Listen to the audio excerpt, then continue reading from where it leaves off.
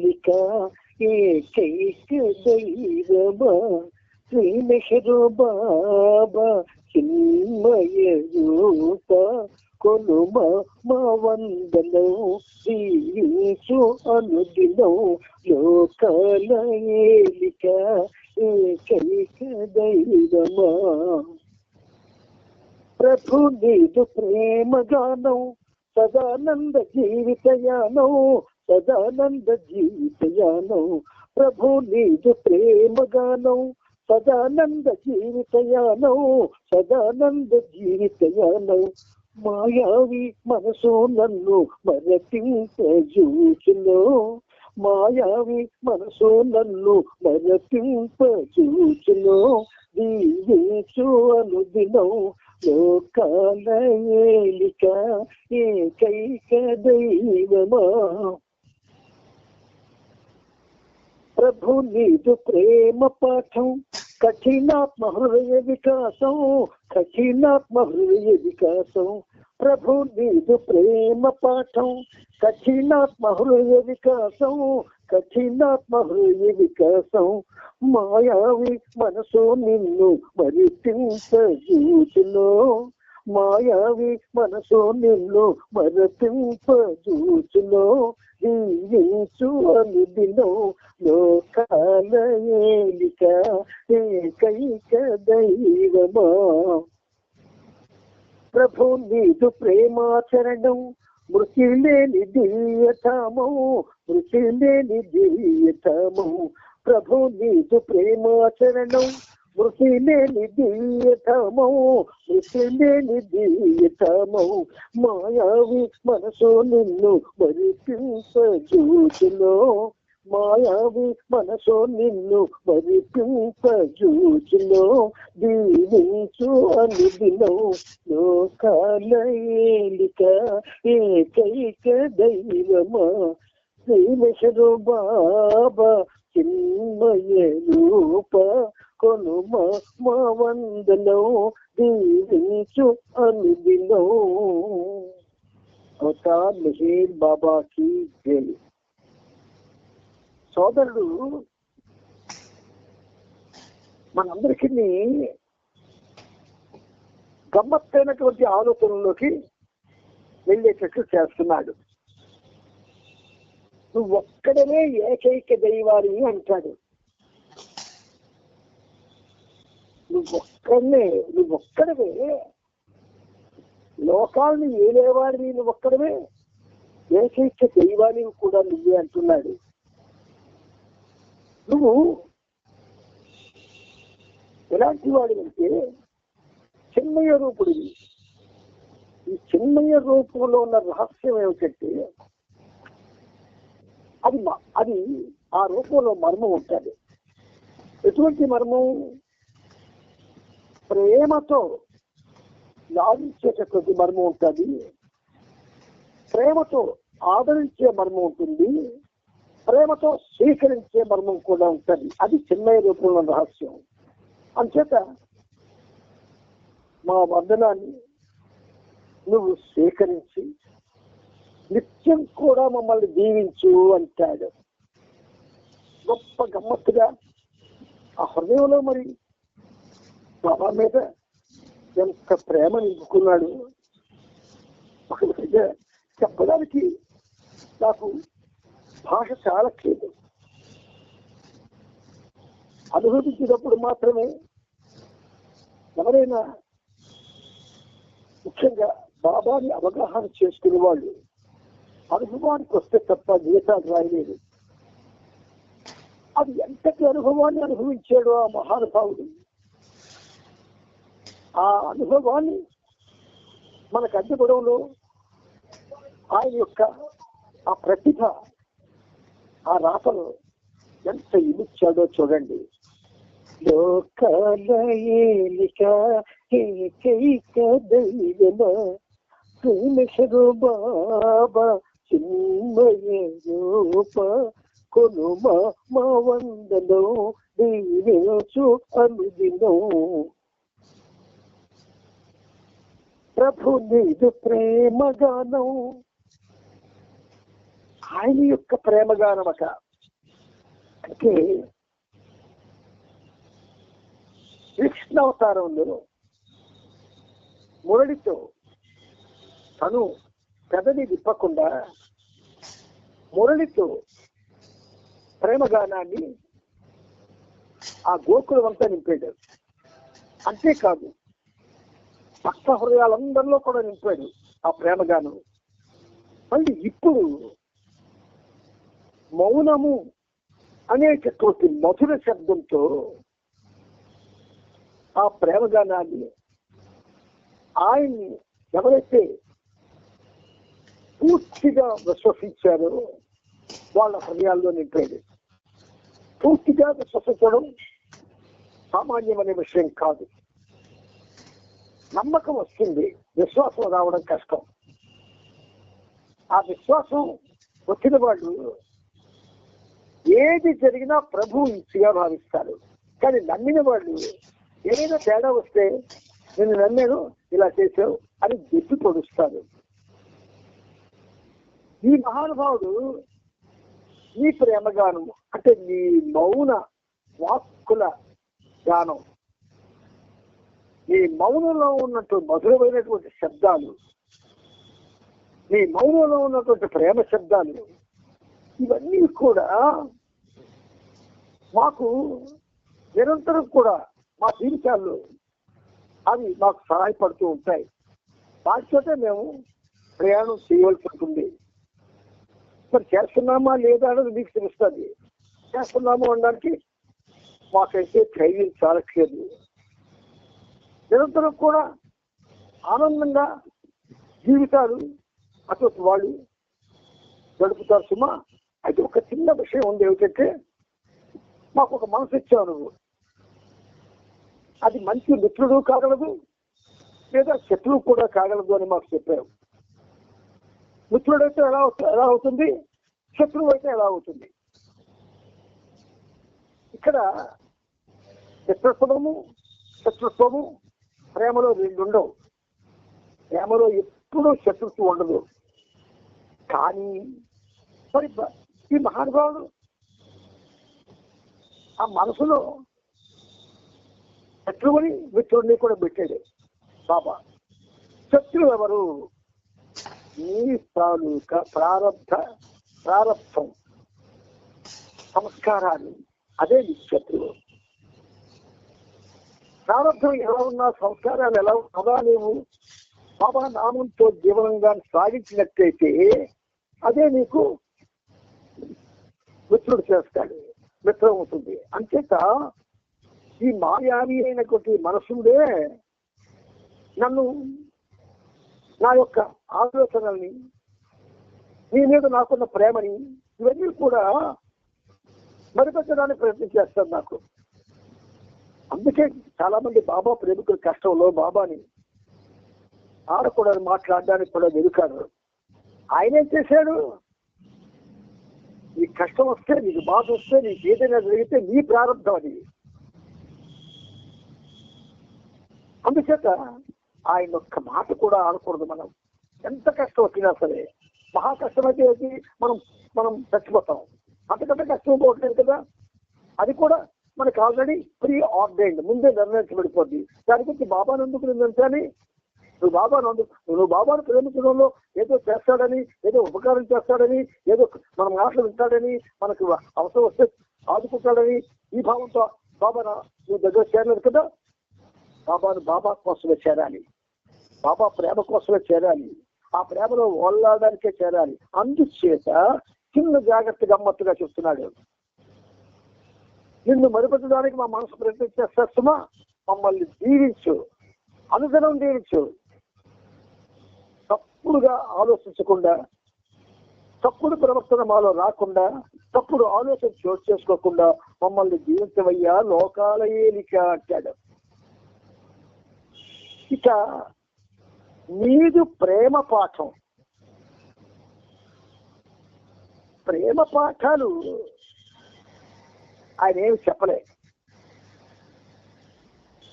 ఏం చెప్పాడు? ప్రేమలో ఉన్న రహస్యాలన్నీ వెల్లడి చేశాడు. ప్రేమలో ఉన్న రహస్యాలు ఏమిటి? అది ఆయనకి మాత్రమే తెలుసు, మనకు తెలియదు. ఇప్పుడు నవజీవనం ప్రారంభిస్తూ ఎన్నో విషయాలు ఆయన వెనకాతల బయలుదేరే వాళ్ళకి చెప్పారు ఆయన. అవన్నీ ఏమిటి? ఇన్స్ట్రక్షన్సా? ప్రభువు యొక్క ఆ ప్రేమను వ్యక్తం చేయడం. అంచేత ఆ ప్రేమ పాఠం అన్నది కొంతమంది అంటే ప్రేమని అనుభవించడం తెలియని వాళ్ళు, ప్రేమని అవగాహన చేసుకోవడం తెలియని వాళ్ళు, ప్రేమలో ఉన్న మాధుర్యాన్ని రుచి చూడని వాళ్ళు కొంచెం అది పాజిటివ్ గా తీసుకోరు. అంచేత ఏమంటారు ఆయన? కఠినాత్మ హృదయ వికాసం అన్నారు.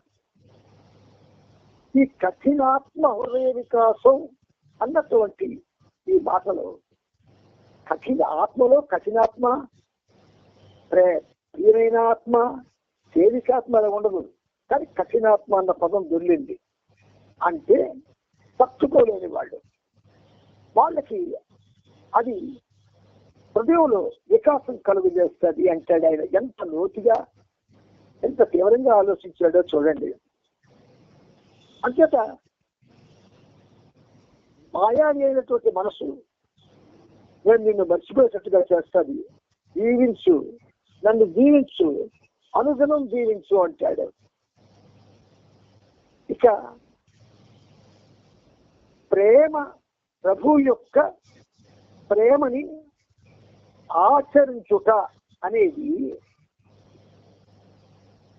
ఎంత చక్కగా దాన్ని అర్థం చేసుకున్నాడు చూడండి. ప్రభు యొక్క ప్రేమని ఎలా ఆచరిస్తాం?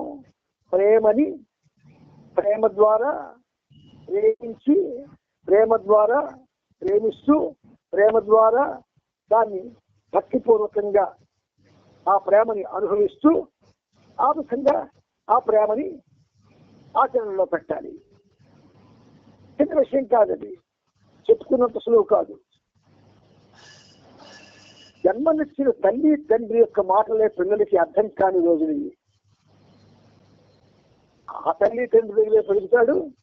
అవసరమైతే నువ్వు నాకేం చేశావు, తన తర్వాత ఎవరి కోసం పెంచుతావు, ఎవరి కోసం నా కోసం ఖర్చు పెడతావు అని అడిగే రోజులు ఇవి. మరి ప్రభు ఎప్పుడో డిజైన్ చేశాడు గాస్పిక్స్ లో.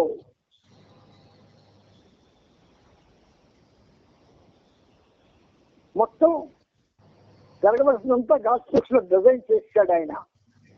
ఆ విధంగా అది సాగుతూ ఉన్నది, కొనసాగుతూ ఉన్నది. మరి ఆయన వేరేగా చేయవలసిన అవసరం లేదు కదా.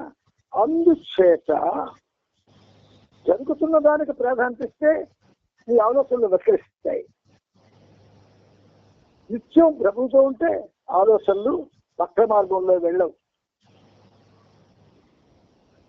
బాబాతో మన జీవనం ఎలాగుందంటే చెరుపు మరుపుగా ఉంది. అందరం కూడా చెరుపు మరుపుగానే ఉన్నాం. సెంటర్లో ఉన్నప్పుడు, లేకపోతే కార్యక్రమాలకు వెళ్ళినప్పుడు, లేదా మెహరాబాద్ వెళ్ళినప్పుడు కొంచెం గాఢంగా ఉంటామేమో కానీ మిగతాకాలం అంతా చెరుపు మరుపుగానే ఉంటాం. ఈ చెరుపు మరుపుగా ఉండడంలో ఇది మన నిత్య జీవితంలో కూడా జరుగుతూ ఉంది. ఒక కుటుంబంలో ఎవరైతే తల్లిదండ్రులు ఉంటారో వాళ్ళు కూడా ఒకరినొకరు ప్రేమించే, ఒకరినొకరు ఇష్టపడే పెళ్లి చేసుకుంటారు. కానీ ఆ ప్రేమించినప్పుడు ఉన్నటువంటి ప్రేమ, దానిలో మాధుర్యం అనుక్షణం మర్చిపోయి జీవిస్తూ ఉంటారు వాళ్ళు. అలాగే తల్లిదండ్రుల దగ్గర పిల్లలు ప్రేమతోనే జీవిస్తారు. కానీ దాని మీద కాన్సన్ట్రేషన్ ఉండదు, మర్చిపోతూ ఉంటారు. ఈ మరుపన్నది ఏమిటి? విధి విలాసం. ఆ విధి విలాసాన్ని గురి కావాల్సిందే. అందుచేత ప్రేమని ఆచరించడంలో, ఆ ప్రేమాచరణం అంటే ఈ జీవనాన్ని పూర్తిగా భౌతికం నుంచి ప్రేమ పరిధిలోకి తీసుకొచ్చేయాలి. ఆనాడు బృందావనంలో గోపికలు ఆ శ్రీకృష్ణుని యొక్క వేణునాదం విని ఆ గాన మాధుర్యానికి ఆయన వశమైపోయారు. అన్నీ మర్చిపోయారు. అన్నీ మర్చిపోయారు కాబట్టి ఆ గోకులంలో ఆయన వస్త్రాపహరణం చేశాడు. ఈ గోపికల వస్త్రాలని అపహరణం చేస్తే, మీ వస్త్రాలు మీకు కావాలంటే చేతులెత్తి మొక్కండి అన్నాడు. ఇది కథలు కావు, ప్రేమలో ఉన్న రహస్యాలు. నేను స్త్రీని చేతులెత్తితే ఏవైతే బయటికి కనిపించినటువంటి అవయవాలు ఉన్నాయో అవి బహిర్గతం అవుతాయి అన్న ఆలోచన కూడా లేకుండా 2 చేతులు ఎత్తి ఆ కృష్ణుడికి మా బట్టలు ఇచ్చి వెయ్యా అన్నారు. మనం ఆ పరిస్థితిలో బాబాగా ఉన్నావా? లేము. ఎందుకంటే మనం గోపికలం కాం. మనం కొన్ని యాచకులమా? కాదు. ప్రేమికులమా? కాదు. మరి ఎవరు మనం? మనకేం పేరు పెట్టాలి? మనకి పేరు ఎవరికి వాళ్ళు పెట్టుకోవాల్సిందే. ఆమెకి ఇక్కడ పెట్టడానికి ఏమీ లేదు. అందువల్ల ఈ ప్రేమని అవగాహన చేసుకోవడం, ప్రేమగా జీవించడం, ప్రేమలో మాధుర్యాన్ని గ్రహించడం, ప్రేమ మాధుర్యంతో సంచరించడం, ప్రేమ కోసం తప్పించడం, ఇవన్నీ కూడా ఒకవేళ ఏ వ్యక్తిలోనైనా సాధ్యమైతే అది ఎంత చక్కటి ఉపమానం చెప్పాలి చూడండి. మృతి లేని దివ్యధామం అట. స్వర్గం, వైకుంఠం, ఇవన్నీ కూడా కైలాసం, ఇవన్నీ కూడా మృతి లేని దివ్యధామాలు అని చెప్పుకోవచ్చు. అటువంటి పరిస్థితి అది. ఆ ప్రేమని పొంది ఆ ప్రేమ ఆచరణలో సమస్తాన్ని ప్రభుకి అర్పించి ప్రభు కోసం సహకారపడడం అనేది అది మృతి లేని దివ్యధామంతో సమానం అని 2 సార్లు అంటాడు. మృతి లేని దివ్యధామో, మృతి లేని దివ్యధామో అంటాడు. 3 చరణాలకి కామన్ గా మాయావి మనస్సు అంటాడు. మనస్సు మాయ. ఆ మాయ మనస్సు నిన్ను పొందుతుందని కూడా పొందలేనట్టుగా మీకు ఆలోచన కలుగు చేస్తుంది.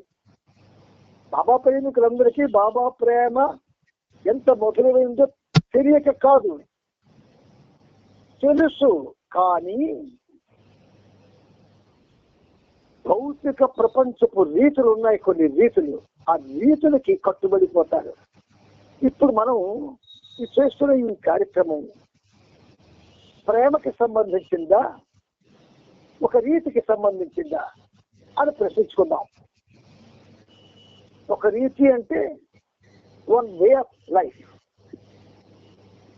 ఈ విధంగా మనం మన యొక్క జీవనాన్ని పావనం చేసుకోవడానికి ఈ విధంగా మనం రోజు కలుసుకుంటున్నాం. అంటే రీతి.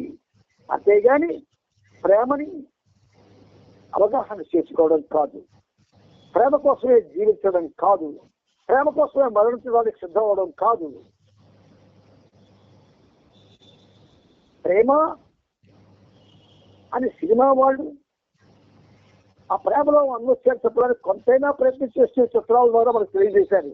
కానీ మనం చిత్రాలు చూసిన భౌతికమైనటువంటి శరీర సంబంధమైన ప్రేమకే ప్రాధాన్యస్తున్నాం తప్ప ఆత్మ సంబంధమైన ప్రేమకి మనం ప్రాధాన్యత ఇవ్వడం లేదు. ఆయన మన ఆత్మలో ఉన్నాడు, ప్రతి ఆత్మలో ఉన్నాడు. నమ్మకమైన పేరు పెట్టాడు బిందు ఆత్మ అని. బిందు ఆత్మ అని పెట్టకపోతే ఈ బిందు ఆత్మ ఎన్నున్నాయి? మహాసింధువులో బిందు ఆత్మలు ఎన్నున్నాయి? అగణితంగా ఉన్నాయి. అంచేత ఈ బిందు ఆత్మ సింధువు కావాలి, పరమాత్మ కావాలి. అందుకు ఆ ప్రేమ ఏదైతే ఉన్నదో, ప్రేమ అనేటటువంటి మహోన్నతమైనటువంటి ఒక మార్గం. అందుకే మృతులైన దివ్యధామం అంటారు దాన్ని. ఆ పదాలు బాబాయే రాయిస్తాడు, ఆయన కావు. బాబా దగ్గర కూర్చొని సాధారణంగా నాకు తెలిసినంత వరకు, అంటే ఈ పనిముట్టు చాలా మంది రచయితలతో తిరిగింది స్కూల్లో చదువుకునే టైంలోనే. కానీ ఏ రచయితకి నడుమ రచన అన్న మాట దాంట్లో ఒక తీవ్రత చాలా మంది చాలా తేలిగ్గా తీసుకున్నారు. కానీ కొద్ది మంది రచన రచన రచన అది ఎవరు చేయగలరు? భగవంతుడే చేయగలరు. సామాన్య మానవులు ఎవరు కూడా ఆయన సృష్టి రచన చేసాడు. ఆయన ఆ సృష్టి రచనలో సమస్త రచనలు ఉన్నాయి. మరి ఒక వ్యక్తి ఎలాగవుతుంది? ఆ సృష్టి రచనలో ఒక చిన్ని భాగం. అంచేత మామూలుగా భౌతిక విషయాల మీద రచనలు చేయడం వేరు. భౌతిక విషయాల్లో సంఘపరమైనటువంటి లేదా అనేక మంది యొక్క వేలుకు సంబంధించి చేసే రచనలు వేరు, రాజకీయమైనటువంటి రచనలు వేరు, సాంఘిక రచనలు వేరు. ఒక విధంగా మనసుకు భయపెట్టే రచనలు వేరు, మనసును ఆహ్లాదపరిచే రచనలు వేరు. కానీ బాబా ప్రేమ ప్రపంచంలో ఇవేవి ఉండవు. ఆల్రెడీ ప్రేమ దానికదే రచింపబడింది. మెహర్ బాబా అనేటటువంటి ఒక చక్కని పేరుతో. మరి ఇక్కడ నువ్వేడు ఫర్దర్గా చేస్తావు? నువ్వు ఆ బాబాని అంటుకొని ఉంటే, ఆ బాబాతో ఉంటే ఏదైనా సాక్షి అవుతుంది. దాని కరుణ ఉంటే చేత ఈ మనస్సు అనుక్షణం కూడా భౌతిక విషయాల మీద కేంద్రీకృతమైపోతుంది. చిన్న గీతం ఇది ఎంత అర్థం ఇచ్చాడో చూడండి. అందుకే మనకి ఇది బాబా ప్రతిరోజు తెలుసుకునే అవకాశం ఇస్తున్నాడు. మాయావి మనసు నిన్ను మరిపెట్టేస్తామా అనే సహవాసన బయలుదేరినాడు. సహవాసం ఉండడండి, చెల్ల పట్టుకొని బయటకు వస్తాడండి. సహవాసం అది బయలుదేరిన వాళ్ళు బయటకు వచ్చి ముగ్గురు గురించి మాట్లాడుతూ ఉంటారండి. సెంటర్లకెళ్ళి కూడా చెల్ల పట్టుకొని బయటకు వచ్చిన వాళ్ళు చాలా మందిని నేను చూశానండి. ఏమిటిది? నీకేది అటువంటి దౌర్భాగ్య స్థితి కలిగిస్తుంది? ఎప్పుడైనా అనుకుంటున్నావు మనం మనలో ఈ మనసు యొక్క మాయ చాలా చాలా చాలా ఎక్కువ పనిచేస్తూ ఉంది. అందుచేత ప్రత్యేకించి జీవించు అనుదినం అంటాడు ఆయన. ఆ పల్లవిలోనే బాబా చిన్మయ రూప కొనుమ మా వందనం దీవించు అనుదినం, కొనుమ మా వందనం దీవించు అనుదినం. పాట పాడిన వాడికి ఒళ్ళు పులకరించాలి. అనుక్షణం కూడా బాబా కళ్ళల్లో తాండవించాలి, మనసులో తాండవించాలి, హృదయంలో తాండవించాలి. మరిక వాడికి వాడి మీద మనకు స్పృహ ఉండకూడదు. వాద్యకారులు మనకు అదే చూపించారు మాట, కానీ అది మనకు నచ్చలేదు. ఇంచేత సినిమాలు వచ్చేసాయి. సినిమాల్లో మొదట ప్రారంభంలో మూకీ సినిమాలు ఉండేవి, మూగ సినిమాలే. ఎప్పుడైతే శబ్దం వచ్చిందో ఆ శబ్దం వచ్చిన దగ్గర నుంచి మనలో ఉన్నటువంటి దివ్య శబ్దం మౌనం దాల్చింది. ప్రతివాడు గాయకుడవ్వాలనే తాపత్రయం తప్ప మౌనాన్ని ప్రేమించాలని, మౌనంలో జీవించాలని, మౌనంలో ఉన్నటువంటి దాని యొక్క రాజ్యంలో మనం విహరించాలని కానీ ఒక్కరు ఆలోచించట్లేదు. అందుచేత నిరంతరం కూడా ప్రభు మనకి దీవించవలసిందే. అందుకే ప్రతి పని కూడా, ఏ పని చేసినా ఆయన్ని మనం స్మరణలో ఉంచుకొని చేయాలి. ఇది మనకి అవసరం. అందుచేత బాబా మనకి ఈరోజు ఈ గీతలు చెప్పుకునే భాగ్యాన్ని ఇచ్చాడు. ఆయనకి ఏ ఇచ్చినా రుణం తెచ్చుకోలేము. కానీ ఆయనకి శతసహస్ర కోటి పాదాభివందనాలను ప్రతిరోజు మనందరం ఆయనకు ఒక విధంగా చేస్తూ ఉన్నాం. అది ఆయన స్వీకరించి మనల్ని కొంచెం ప్రేమ ప్రాంగణంలో ఉంచితే చాలు. అవతార్ మెహర్ బాబా కీ జై, అవతార్ మెహర్ బాబా కీ జై, అవతార్ మెహర్ బాబా కీ